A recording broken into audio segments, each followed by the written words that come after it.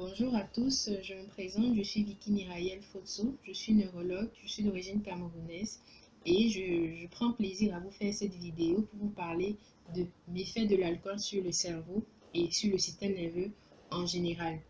Donc, ce qu'il faut savoir, c'est que par définition, l'alcoolisme, c'est le fait de prendre plus de 2 verres d'alcool par jour pendant au moins un an. Donc, le fait de prendre de l'alcool de temps à autre, parce que vous êtes en famille, parce que vous faites une fête, ça ne compte pas. Il faut juste éviter de sortir ivre, en fait. Donc, on va commencer par l'ivresse. L'ivresse, en fait, peut favoriser deux événements. Soit vous pouvez tomber et développer un traumatisme crânien avec comme conséquence des hématomes et un risque de décès. Avec l'ivresse également, le sujet qui est ivre risque de développer une crise d'épilepsie. Et une crise d'épilepsie a ses conséquences. La crise d'épilepsie peut être tellement sévère et tellement prolongée que vous développez des complications, une destruction des organes ou parfois le décès. Ensuite, on va parler de la confusion mentale. La confusion mentale, en fait, peut survenir par deux faits. Soit c'est parce que vous développez une carence vitaminique en vitamine B1, vitamine PP, destruction du foie. Vous savez bien que l'alcool détruit le foie. Et donc, vous allez développer une désorientation temporo-spatiale, des troubles de l'équilibre et des troubles de vision ou autres symptômes. Et c'est la prise en charge médicale qui permettra de savoir que vous avez une carence vitaminique et qu'il faut la corriger. Elle aussi, elle peut avoir des conséquences dramatiques si elle n'est pas prise en charge rapidement.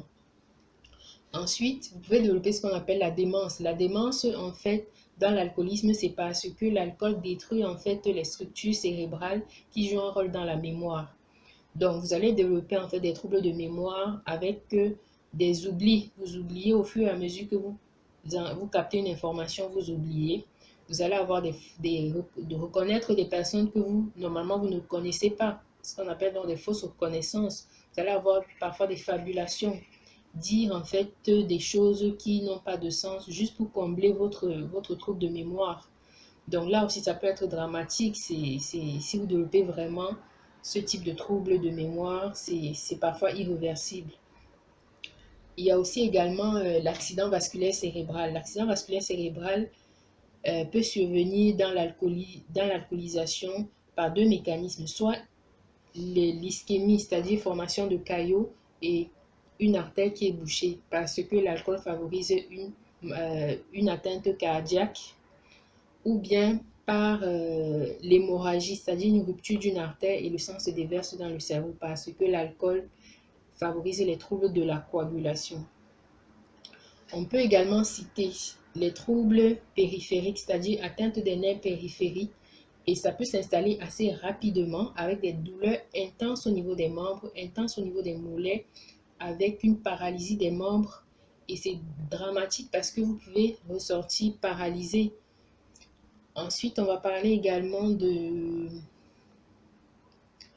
sevrage. Parce que si vous décidez d'être sevré d'alcool, si vous êtes vraiment alcoolique chronique, il faut se faire aider. Si vous décidez d'arrêter de boire tout seul et sans prise en charge médicale, vous risquez de développer ce qu'on appelle le delirium tremens ou un début pré-délirium tremens. C'est des symptômes de sevrage en fait qui peuvent être très sévères avec des tremblements, des palpitations, une tachycardie, des sueurs, une confusion. Vous commencez à être désorienté et ça peut être dramatique, ça peut évoluer vers le décès si on ne prend pas en charge rapidement. Donc, ce que je vous conseille, si vous êtes alcoolique, c'est de vous faire aider pour essayer d'arrêter de boire. Et le médecin mettra en place une prise en charge adaptée.